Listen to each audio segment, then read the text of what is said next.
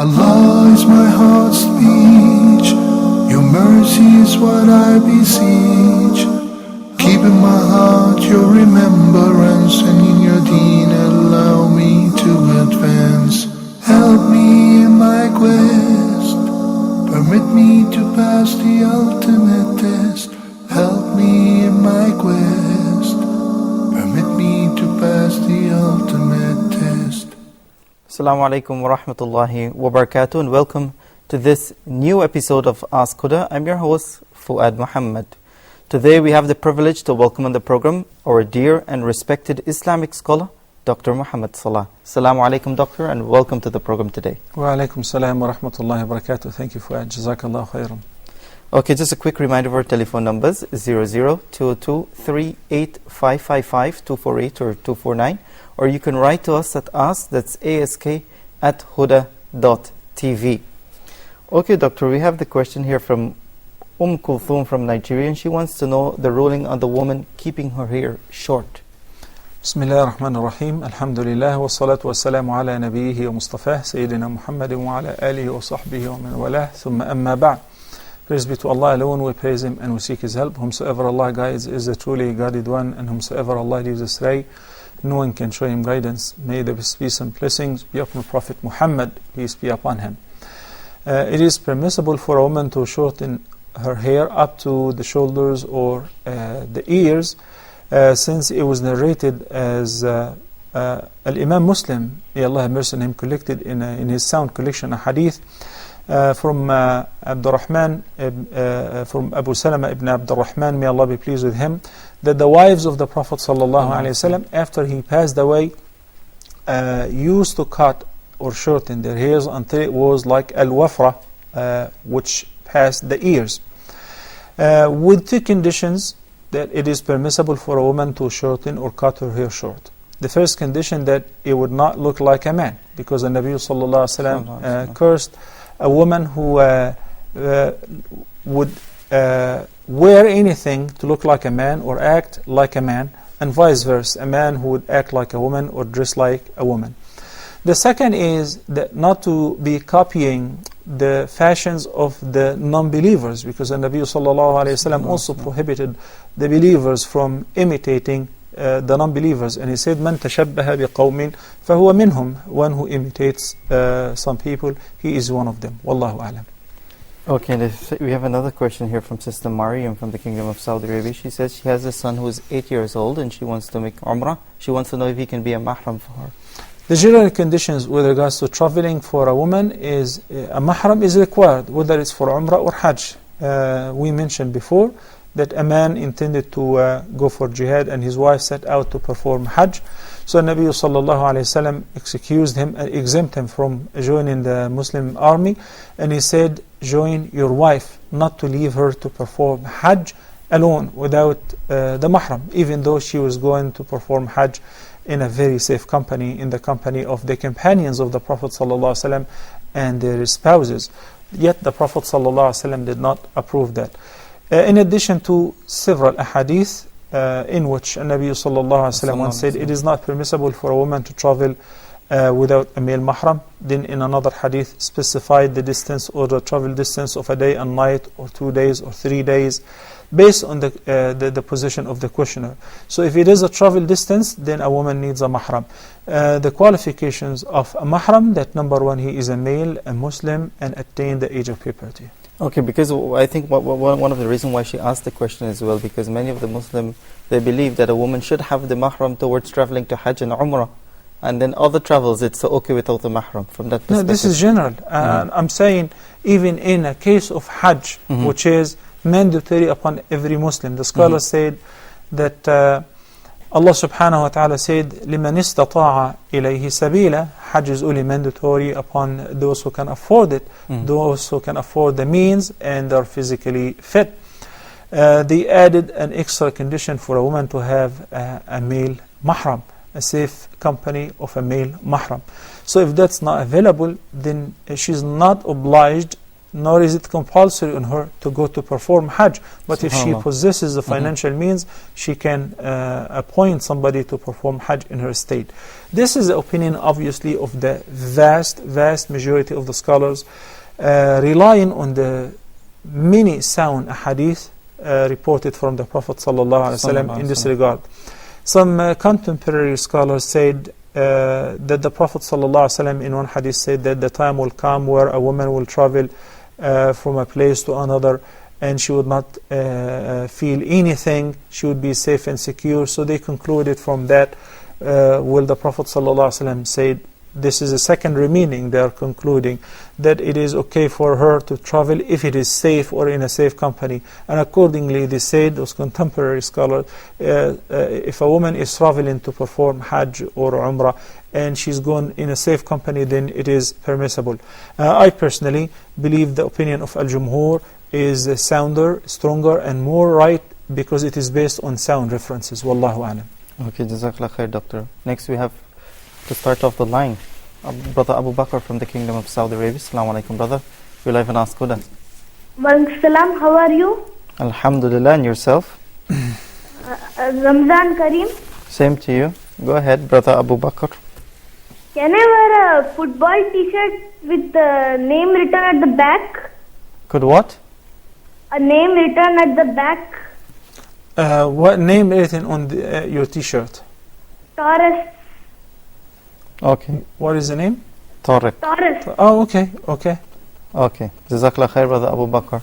Next we have Sister Ammar from Egypt. Assalamu alaikum, sister. You're live on Ask Huda. Wa alaikum salam wa rahmatullahi wa barakatuh. Ramadan Kareem. Same to you, sister. I wanted to ask, little children in the masjid that probably don't have wudu, they're in the middle of the lines. Does this affect the validity of the salah of someone praying beside them? I mean, in terms of the lines being complete and straight. And you know, kids, they play and they do things like that and distract in the salah.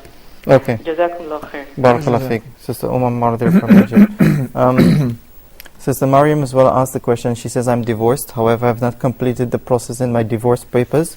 What should I do with regards to getting married again? And she says she was from Philippines. So, and she's residing in the Kingdom of Saudi Arabia, I think. So it's difficult for her to finish off the divorce papers in her home country.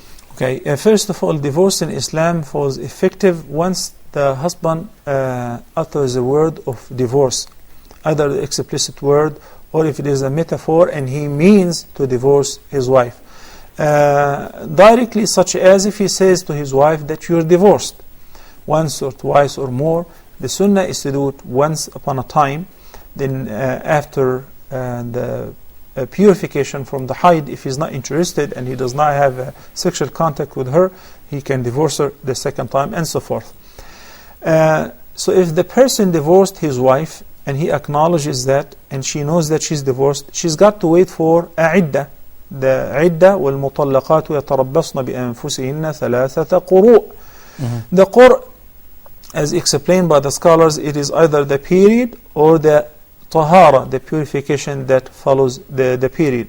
Most likely, according to the more right opinion, al-qur' refers to al-hayd, or the period.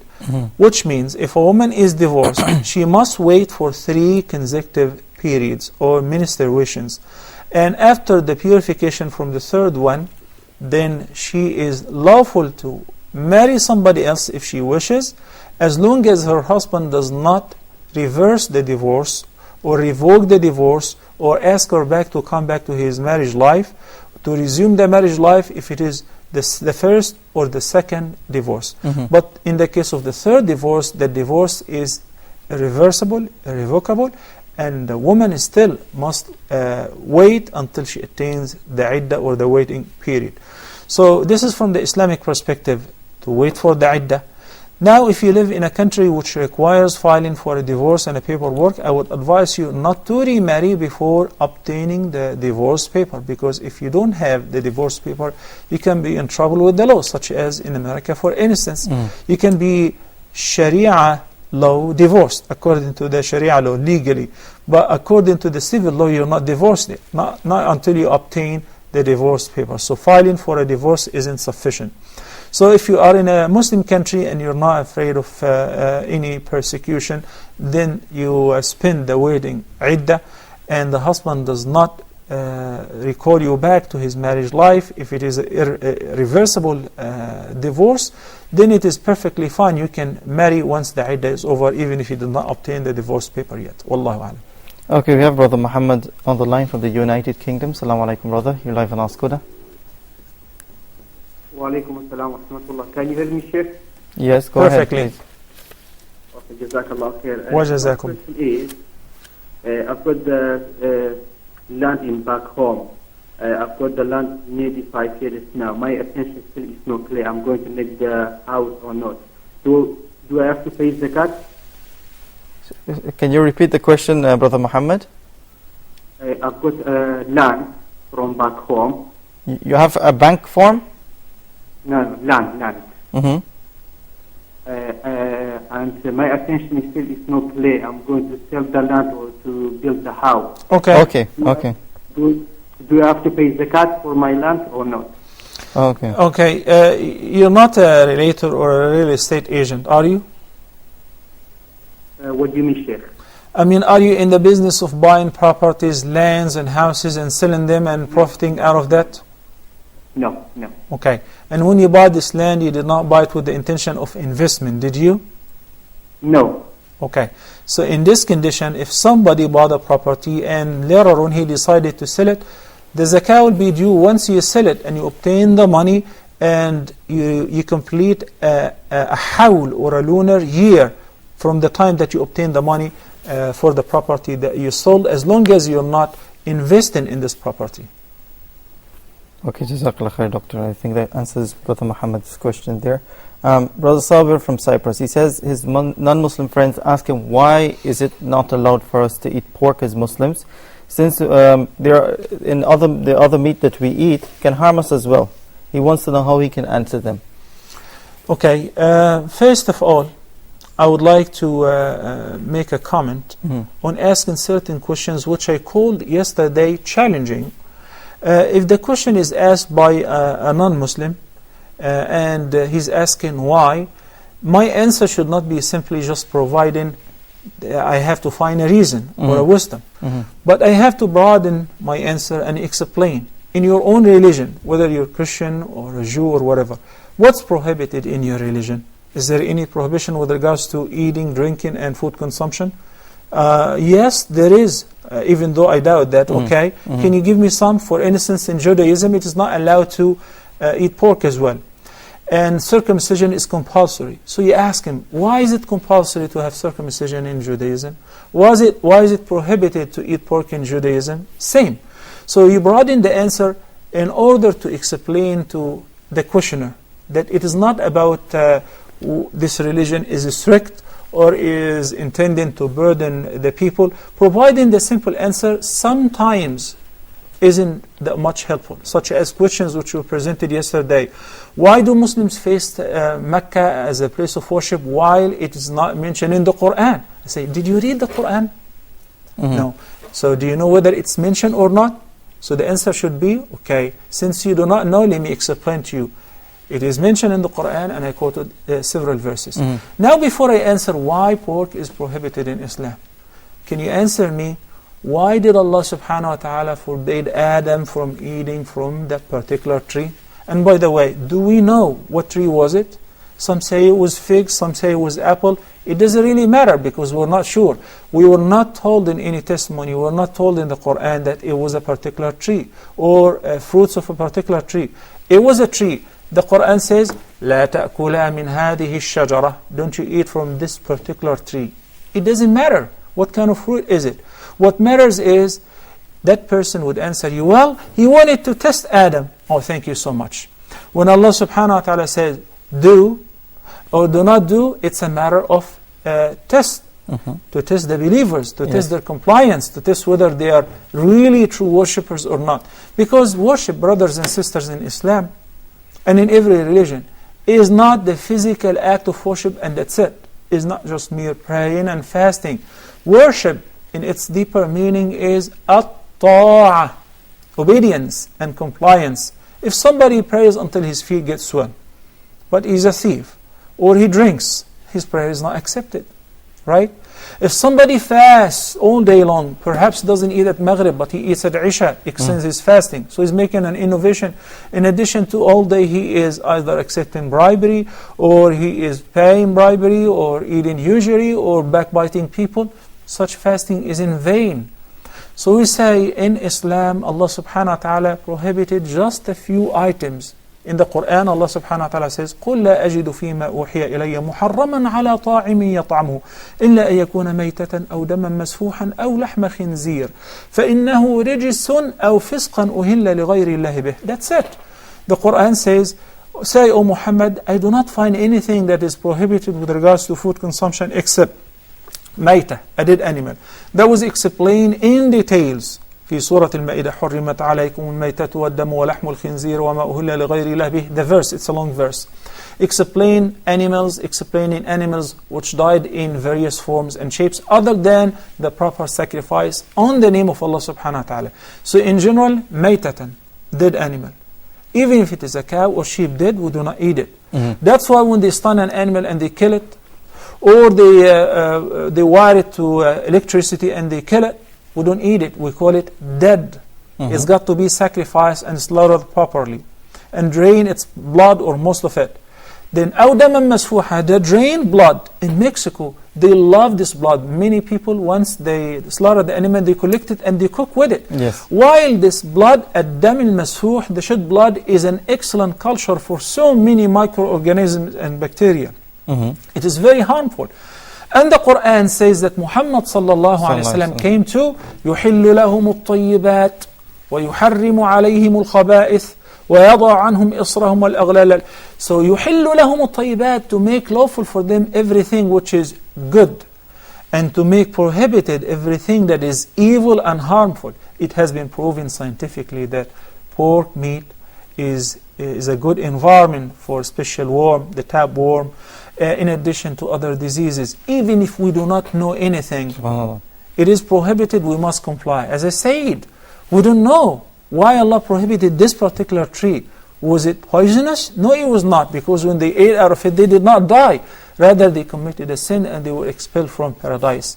When Yaqub a.s. was married to two sisters, in Islam it is prohibited. When Adam a.s. allowed his sons to marry from their own sisters, which is a taboo, which is prohibited. Every religion nowadays would say this is a crime, right? Isn't it? It's incest. But it was permissible in a certain time due to certain reasons. And Nabi sallallahu alayhi wa sallam said, you, me and every male, every man of the Muslims are not allowed to wear gold, even if it is a small wedding ring or glasses frame. It's prohibited. It is prohibited to drink or to eat using gold or silver utensils. We can give explanations based on common sense, based on reasoning, based on learning the maqasid or the aims of the Sharia. And sometimes, in many cases, Allah subhanahu wa ta'ala explains and says, like He said, فَإِنَّهُ رِجِسٌ, it's evil. أَوْ فِسْقًا أُهِلَّ لِغَيْرِ اللَّهِ بِهِ, or rebelliousness. So it is evil, we must avoid it. I'm not going to ask why Muslims are not allowed, as Muslims, as believers, we do not question Allah, why gold is prohibited for men? While it's halal for my wife, she has plenty of gold. Why can't I just wear a nice gold ring, or wear a Rolex watch, which is pure gold or mixed with gold and others? It is haram, then it is haram. To answer non-Muslims in this regard, you have to begin by asking them whether they have anything that is prohibited in their religion. Yes. Okay. Why? Akhi, in the civil law, let's take for instance North America. In America itself, there are 50 plus states, right? Some states, according to the traffic law, you can make right after coming to a complete stop at a red light. In some other states, if you go to New Jersey, that's not allowed. If you go to Texas, that's permissible, and so on. Some other states you can make right. I guess in Michigan, you cannot make left. This is weird. Why is that? Well, this is our constitution. This is our bylaw, which we amended, which we agreed to. You just gotta comply with it because we thought it is best, even though it's a man-made law. So when I say it's a challenging question, I do not criticize the questioner, but I'm instructing everybody as how to answer a question before just delivering an innocent answer. Because if you say, well, because we found out that scientifically it's harmful, and you say, well, all Americans eat pork. They eat it in breakfast and lunch and dinner, and in Europe as well. They did not die simply because of eating pork. Some others will try to find explanations. The core explanation in Islam for any prohibition, because it is a divine command. Do's and do not do's. Same like in your religion. I once spoke to a priest. We used to play soccer every Sunday, MashaAllah. our Islamic center, and the church and the priest. So I asked him, why aren't you married? He said, I can't, it's prohibited. I said, did Jesus ever say in the Bible it is prohibited? He said, no. I said, so why don't you get married? It is the rules of my church, the church's rules. So there is no divine command that you are not allowed to marry, you're not allowed to satisfy your desire lawfully. Yet, he's complying with some rules put by some human beings like them. He's living his life in difficulty, in hardship, sacrificing something that Allah allowed for him in order to comply with the rules put by a human being. We should comply with the divine commands, no matter whether to some people they make sense or not. Because we believe in Allah, we believe that He is the commander of chief, He is the legislator, He is the one who, whenever He says, do, we should comply, do not do, we should abstain. Wallahu a'lam. Jazakallah khair. Sister Melanie from Germany, she says, I'm a German. My husband is a born Muslim, and I think what she meant by that is from a Muslim country. She says, we are presently in a Muslim country, and as you may know, it's very difficult to make da'wah in these countries and call people to hijab and so forth. She says, is it allowed for us to return to Germany to do da'wah and to call people towards wearing the head scarf and these things? Staying in a non-Muslim country for the purpose of da'wah, if you're qualified, is definitely permissible. But I'm not giving you an answer. Rather, I'm giving a general answer. With regards to your case, when you said that you want to go, but your mother-in-law or your husband is disagreeing, this is something personal. We don't know exactly the circumstances and all the conditions of your case, so that would require a private or a personal counseling. Wallahu a'lam. Okay, Brother Sabir from Cyprus, Sister Muhammad from Nigeria, she said she heard a fatwa that women are not supposed to fast when they're breastfeeding, nor do they have to make it up. Is this correct? Absolutely, that is not true. Any ordinary person would read the Quran and just pass by the verses of Siyam, in which Allah subhanahu wa ta'ala says, وَعَلَى الَّذِينَ يُطِيقُنَهُ فِدْيَةٌ طَعَامُ مِسْكِينٍ, in the case of those who cannot fast, period. Then, in the other ayah, when Allah subhanahu wa ta'ala says, فَمَنْ كَانَ مِنْكُمْ مَرِيضًا أَوْ عَلَى سَفَرٍ فَعِدَّةٌ مِّنْ أَيَّامٍ أُخَرٍ. So one who is sick or traveling is exempt from fasting and must make up those days which he missed during Ramadan. So by analogy, a woman who is pregnant or breastfeeding or during her menses, she must make up the days which she missed during Ramadan if she is physically fit and she can afford to do so. If not, and she's chronically ill, then we go to the first verse which says, وَعَلَى الَّذِينَ يُطِيقُنَهُ فِدْيَةٌ طَعَامُ مِسْكِينٍ. Then feeding one miskin per each day will be sufficient.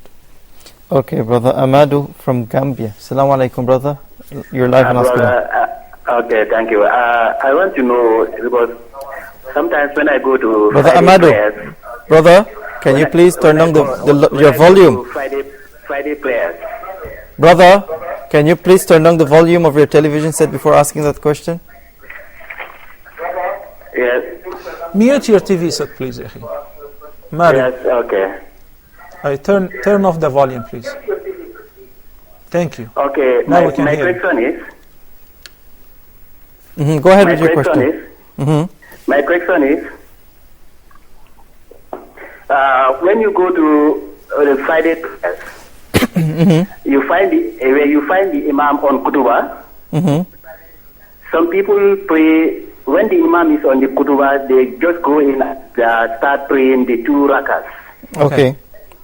That is my doubt. I don't know whether when you find the Imam on the Kutuba, you have to sit down and listen to the Imam for the Kutuba. And the second question is, when you are sick and you are fasting, you go to the hospital, the doctor says that he is going to inject you. is that injection going to annul your fasting, or can you continue with that fasting? Okay. When you are injected by the doctor? Okay, Jazakallah khair. Brother Amadou there from Gambia. We also have Brother Mohammed from the UAE. Assalamu alaikum, brother. You're live on Ask Huda. Wa alaikum assalam, Sheikh Salah. Assalamu alaikum. Wa alaikum salam, ya akhi, rahmatullahi wa barakatuh. I would like to ask this question on behalf of my wife. Okay. My wife was ill for a long time, and she has missed a lot of fasts in the past also. Now, recently we visited the doctor. The doctor also recommended that she cannot fast. Now, we're trying to get fidya for this year, but we would like to know for the past years, how do we give the fidya? Should we give it in cash to somebody in hand, or should we have to make the food, or can we give it in some eateries where they can, they can provide food to any poor person? Okay. How exactly do we pass on the fidya? Okay. All the past which she has missed in the past also, and I don't know what the condition would be in the future. Okay, Brother Muhammad. Jazakallah khair. I would like Sheikh Salah and you to please pray for her, that her condition improves. Shafa Allah wa afaha. You're a good husband. May Allah bless you both. And I ask Allah the Almighty to give her an instant cure. Ameen. Ameen. Okay. Jazakallah khair, Brother Muhammad there from the United Arab Emirates. We'll take a short break here on Ask Huda, and we'll be back right after this. Assalamu alaikum wa rahmatullahi wa barakatuh.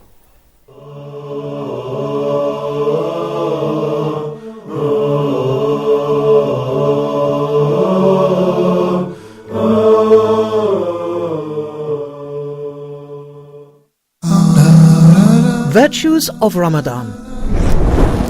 The month of Ramadan is the best month of the entire year according to Islam. It has many virtues that Muslims should benefit from. Do not lose the chance of this blessed month and join Dr. Haytham Al-Haddad in his program Virtues of Ramadan. Ramadan is a very unique opportunity for all of us. It is a very unique occasion for all Muslims all over the world. We are going to discuss certain issues related to Qiyamul Layl and how to observe the night prayer. We are also going to speak about Zakah, insha'Allah. We are going to speak about Sadaqah. Virtues of Ramadan in Ramadan on Huda TV.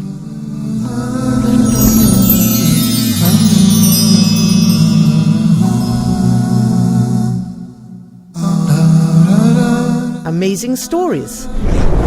In this program, we get to know about people of the past whose stories were mentioned in the Islamic tradition and related by the Prophet, peace be upon him. That verily us, meaning Allah subhanahu wa ta'ala, we tell you about the best of the stories. We tell you about the best of the stories. When we narrate a story, when we read a story, when we try to benefit from a story, what we are trying to do in reality is to go back through the steps, through the different parts and sections of this story until the story is actually completed, and that we can take the actual benefit directly from the story. Sheikh Lutfi will narrate these stories in his program Amazing Stories. Allah subhanahu wa ta'ala ordered one of the lands to come closer, the destination. Allah subhanahu wa ta'ala ordered one whole city to come closer, to move closer to this dead person. Amazing Stories in Ramadan on Huda TV.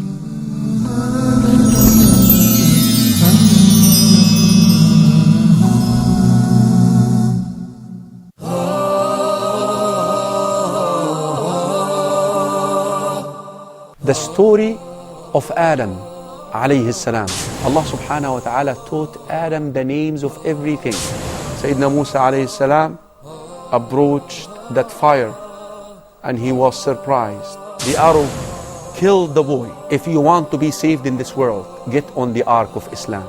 نحن نقص عليك أحسن القصص بما أوحينا إليك هذا القرآن وإن كنت من قبله لمن الغافلين.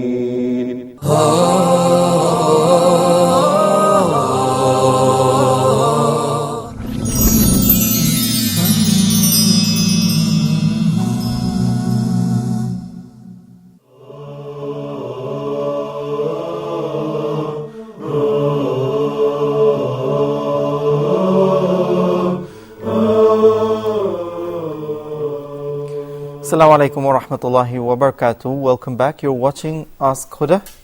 Just a quick reminder for telephone numbers 00-202-38555 248 or 249, or you can write to us at ask, that's ask@huda.tv.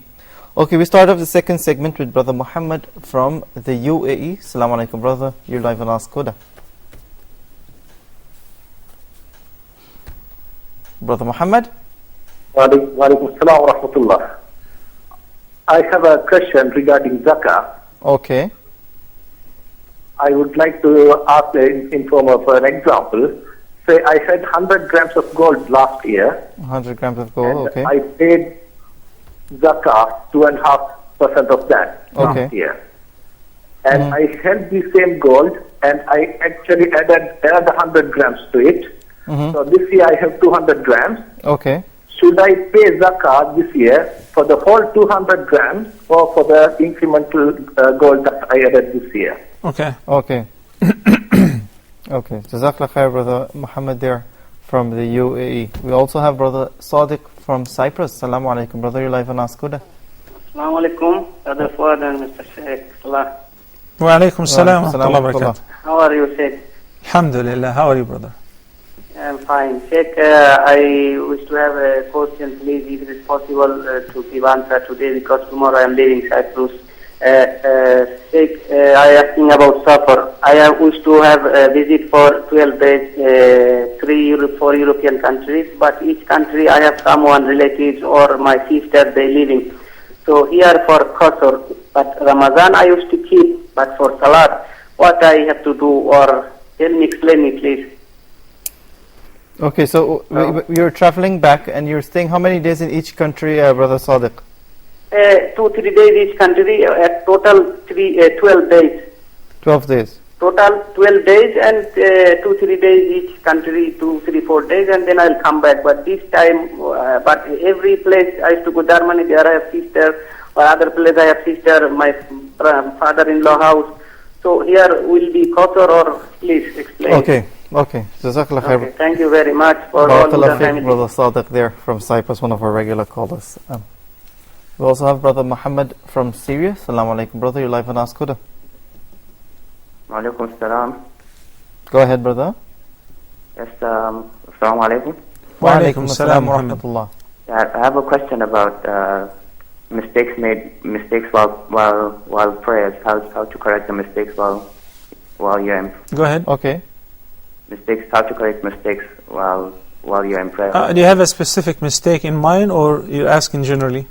Whether you forget to recite a surah or you make an addition to.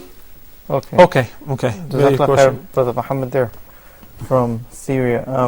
Sister Fatima, one of our young callers, I think she was just 8 years old, and she knew the word compulsory. She wants to know if it's compulsory for a woman to pay zakah on her gold jewelry, although she doesn't work. According to Imam Abu Hanifa, yes, whether you wear it or you don't, you work or you don't work, because this is a position. He relies on several hadith. Once two women entered upon the Prophet ﷺ and they were wearing 2 bracelets of gold. He said, do you pay the zakat due on that? They said, no. He said, would you like Allah to give you 2 bracelets of fire on the day of judgment? Addiya zakata hada. You must pay the due zakah on that. And Aisha radiallahu ta'ala anha wa ardaha once adorned herself by wearing silver rings. So Nabi sallallahu alayhi wa sallam said, Ya Aisha, do you pay the zakah on that? She asked her first, what is this? She said, fatakhat, means rings. I've made them for you of silver. He said, do you pay the zakah on that? She said, La aw ma sha Allah. No, or whatever Allah wills. He said, huwa hasbuki min an-nar. I mean, if you do not pay the zakah on it, it would be sufficient as a mean of punishment for you in fire, wal-'iyadu billah. Based on that, Abu Hanifa holds the strong view that it is compulsory, as Fatima said, on a person who possesses gold, whether it's he or she, to pay the zakah due on it. And even if she's wearing them as adornment, her own jewelry, once it reaches the nisab, which is equivalent to 85 grams of gold, by itself, or in addition to other possessions that the person possesses. And that's annually, by the way, it's not once per lifetime. While al-Jumhur, the vast majority of the scholars, Abu Hanifa wa Malik wa Malik wa Ahmad wa Shafi'i, are of the view that it is not compulsory on a woman who is wearing her jewelry for adornment, by analogy to regular clothes. This is an outfit. Okay. She wears for adornment, that she doesn't owe any zakah on it. Wallahu alam. Okay, Sister Muniba from Nigeria, she says that her husband fasts and doesn't pray. She wants to know if his fast is accepted. We would love to ask him a very simple question, which is, why do you fast? And yesterday in our masjid, I raised this question, and I said, when you ask somebody, why are you fasting? He says, well, everybody's fasting. That is not a right answer. Then, but still, why are you fasting? Because it's a shame that, how can I break my fast while everybody is withholding? It's not even proper. Then he might present several answers, and by the end you say, but so what? You can eat by yourself. Say, it's haram. So the last answer is the right answer, which is the last thing that crosses his mind, and it should be the first. We fast because it is haram to eat, it's haram to drink, it's haram to have an intimate relationship during the days of Ramadan, from dawn until sunset. Who made this haram, and who made it halal at sunset to eat and drink and fulfill your sexual desire? Allah subhanahu wa ta'ala. Well, Allah is the same one who said, وَأَقِيمُوا الصَّلَاةَ وَآتُوا الزَّكَاةَ, and He's the same one who said, يَا أَيُّهَا الَّذِينَ آمَنُوا كُتِبَ عَلَيْكُمُ الصِّيَامُ كَمَا كُتِبَ عَلَى الَّذِينَ مِنْ قَبْلِكُمْ لَعَلَّكُمْ تَتَّقُونَ. So one must pray in order to have his fasting been accepted, because the Prophet ﷺ says, one who does not pray is not one of us. العهد الذي بيننا وبينهم الصلاة فمن تركها فقد كفر. Especially if he abandoned the prayer totally, especially if he does not pray at all, whether due to laziness or for any other reason. So he is at risk of losing his deen. So it doesn't make any sense to be praying or giving any charity while the most important ibadah, which is as-salah, the salah or the connection between the servant and his creator, one is not fulfilling. Okay, we have Brother Bashir from Tunis. Assalamu alaikum, brother. You're live on Ask Huda. First of all, I want to say Ramadan Mubarak.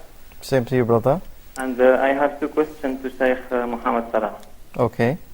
The first question, Sheikh Mohammed, my wife is, she become a Muslim. Okay. And I want to ask if her father and her mother, they are not Muslims. And I want to ask if her father, for example, can be travel with her. I mean, he can be her wali, her mahram. Okay. To travel with her. And my second question, I want to become more used with the Salat Istikhara. And you want to? Ask what is the best time for making this prayer, I mean the prayer of Istikhara? Istikhara? Okay. Brother Bashir there from Tunis. Next we have Brother Yusuf from Nigeria. Assalamu alaikum, brother. You're live on Ask Huda. Please check. There was a time I had a baby boy, and I named him Muhammad. Okay. And one sheikh also called me later, and he said, no, you don't give name just like that. The name of Muhammad, you have to include, put a nickname, Muhammad Nasir, Muhammad Awal, Muhammad something. Otherwise, if you do that, if sometimes because of abuse, people abusing or this, so it's no good to name a boy Muhammad like that. Then my second question, check, is that they say fasting, whoever fasts meat in a state of faith, there's a sound hadith like that, and something else that all fasting will be forgiven. So please, I want to ask, those things, do they also include the major and the minor things, or only the minor? Okay. Barakallah fiqh, Brother Yusuf there from Nigeria. We also have Brother Ibrahim from Egypt. Assalamu alaikum, brother. You're live on Ask Huda. Assalamu alaikum. Wa alaikum assalam. Alaikum assalam. Brother Ibrahim, can you please turn on the volume of your television set before asking that question? Okay, yes, okay. Okay. Okay, go ahead. Okay, assalamu alaikum. Wa alaikum assalam wa rahmatullahi wa barakatuh. To Sheikh Mohamed Salah. Of course, Listening. you're speaking to him. Alhamdulillah wa shukrullah. How are you, brother? I'm fine. I'm from Egypt. I'm a student at Al-Azhar English Training Center and student at Al-Azhar University. And I wonder if you could tell me how I become as you. I wanted to be a sheikh in foreign countries. Okay. And I wonder if you told me twice. Okay, Ibrahim, I got your question. Okay, Brother Ibrahim, Jazakallah khair. We'll try to answer your question, inshallah. Brother Abu Bakr from the Kingdom of Saudi Arabia. We are having a lot of young callers, alhamdulillah. He says he wants to know what's the permissibility of wearing a t-shirt with the name Tariq written on the back. No problem. But I would like to seize this opportunity and bring to the attention of my beloved viewers the following fact. Many of our youth, they just go with the fashion flow without realizing what they're wearing and what it means. Yes. I mentioned before once that my wife and I were someplace and we noticed that some respected person was wearing a shirt and it's written on its back, King of the Fool. He's just wearing something, a new fashion, a brand name. He doesn't know that it says King of the Fool. He's not just a fool, he is the King of the Fool. Is this proper? Is this permissible? Obviously not.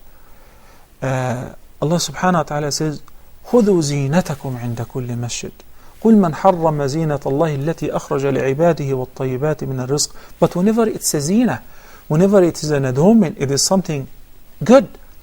Can you imagine nowadays we see Muslims hanging some logos on their on the windshield, on the back of their cars, on the bumper stickers. They don't know what it means. Some from sexual channels, for prostitution. And when you stop somebody and say, you know what is this for? No, I don't, but it looks good. So he doesn't know. We have to be very careful and aware of that. What will happen if you wear a shirt that does not have any logo, does not have any name? Will that undermine you? Will that make you inferior to the rest of your colleagues at school? What happens if you like a pair of shoes which are not brand name? They feel comfortable. Price is affordable. That you do not have to burden your parents or your family with the price of a pair of shoes that's equivalent to a 1 month's salary. We really have to inspire our youth and our children to be responsible. Nowadays, in Pakistan, there is almost 20 million people between homeless and stranded and in crisis after the flood, and the number is subject to an increase. And we're talking about name brands and wearing particular clothes and new fashion and the beauty queen and all of this filth. I consider this is filth. The ummah is required to rise up to the responsibility which Allah subhanahu wa ta'ala laid upon our shoulders. The Prophet sallallahu alayhi wa sallam said, مثل المؤمنين في توادهم وتراحمهم وتعاطفهم كمثل الجسد الواحد إذا اشتكى منه عضو تداعى له سائر الجسد بالحمى والسهر. The similitude of our ummah is like one single body. If any part or body part of it aches or is suffering of any ailment or disease, the entire body is aching until they solve the problem and they bring a relief to the part which is suffering. Our brothers and sisters in Pakistan are Muslims, and it is our duty, especially during the month of Ramadan, to support them financially. Make sure that you deposit your donations, and not just donations, share with them as much as you can. Deposit it in the proper hand. If you know somebody in person, you can give them the money, because we know that most of the governmental organizations or official businesses, we cannot really trust. But there are many organizations, and for those who are watching us live from North America and Canada, there is ISNA, there is ICNA, there is ICGH out of Texas. And in Europe, there are many organizations as well. Brothers and sisters, even if we have to save half of what we eat to rescue those brothers and sisters who are in the open. Water and the flood is everywhere, and the crisis is ongoing. It's not stopped yet. So please, we need to give the priority to assist our brothers and sisters who are in crisis. It's a serious crisis, and I don't think it is within the capacity of any government to to cover the help or the aid. So we have to rise up to the responsibility and be help to our brothers and sisters. As far as wearing clothes, any clothes, as long as it covers the awrah and the color is proper and it does not give any wrong signal, nor it's a fashion of the kuffar, it is permissible. Okay, next we have on the line Brother Abdul Rahman from Nigeria. Assalamu alaikum, brother. Alaykum salam, Sheikh. Wa alaikum salam wa rahmatullahi wa barakatuh. Ramadan Kareem. Same to you. Okay. And my question, briefly, I have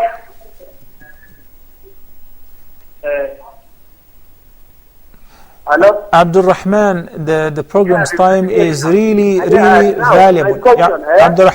Abdul Rahman, wait a minute, please. Make sure you mute your TV set first. And all the viewers, I'm sure you have heard Brother Fuad is saying this repeatedly, and before that Jameel and everybody who's calling, please make sure that you turn off the volume on your TV set or mute it completely so that you can hear us and we can hear you. Because the time of the program is very valuable and short. You still have the volume on. Abdul Rahman. I think it's cut off. Okay. I meant to mute the volume, not to mute your voice. Jazakallah khair, doctor. And we hope that inshallah the viewers would listen to your advice. Sister Ammar, she asked the question about little children standing in the same line with the adults, and she says many of them, they don't have wudu, and then you're standing in the middle of the line, they make the noise and so forth.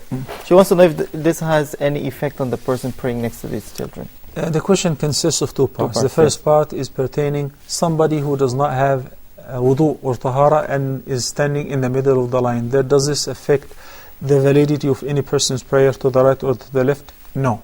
Even if he has a janaba, that's his problem. Okay. Whether he knows or he doesn't, this is a different issue. If he knows, that's a major sin, because it's not permissible to pray while you are in a state of impurity. If he doesn't know, he's pardoned, but he has to make up the prayer once he is acknowledged that he was not in a state of tahara. Okay. What if the person is a child? We know that the Prophet ﷺ used to line up the rows as follows. He says, لِيَلِيَنِي مِنْكُمْ أُولُو النُّهَى وَالْأَحْلَامِ, that the wise people with the proper knowledge should succeed the Imam immediately in the line. And the first row, and the second row, and the third row, as many rows as we can, as long as we have enough men, they should occupy the rows. Then, in between men and women would come the children, the responsible children. But infants and babies who cry and crawl and they make a mess, I'm totally against preventing them from coming to the masjid. Rather, I encourage everybody to bring their children to the masjid. There are some cultures where women are not allowed to the masajid. That's haram. Where children are not allowed, this is taboo, because they consider it's a sacred place, we're not allowed. No. We have in the Sunnah, our leader, our master, Prophet Muhammad sallallahu alaihi wasallam, when he was giving the khutbah, and he saw Umama, his granddaughter, and she was wearing a new dress which was kind of tall, she was being toppled in it. So Nabi sallallahu alaihi wasallam descended from the minbar, he interrupted his khutbah, and he went straight to pick her up, then he carried her and he went to resume the khutbah. Subhanallah. Then once again when he was praying, and Al-Hasan or Al-Hussein climbed on his back while in sujood, so they were babies, they did not know that he was praying, they did not realize, so he was the imam. And when he prolonged his sujood, some of the companions thought that the Prophet ﷺ passed away already. After the salah, they asked him, why the sajda was so long? He said, my son was riding my back, so I hated to interrupt him. Subhanallah. Why don't we learn from that? Subhanallah. Why did I meet some people in the States, 40 and 40 plus years old, they do not pray. They said, we were born and raised in some houses across from the masajid, and we never prayed in our life because our dad never accompanied us or taught us or instructed us to go to the masjid. When I was young, I used to be kicked out of the masjid because children are not allowed, kids are not allowed. So you create hatred and resentment in the heart of the child. Instead, we have to prepare an environment for them. every masjid we build, we have to have a room, a separate room, soundproof glass, that we can see them and they can see us. Keep the kids with plenty of toys in it for the minors. For those who grow up a little bit and they're responsible, 7, 8, 9, they stand up in the line.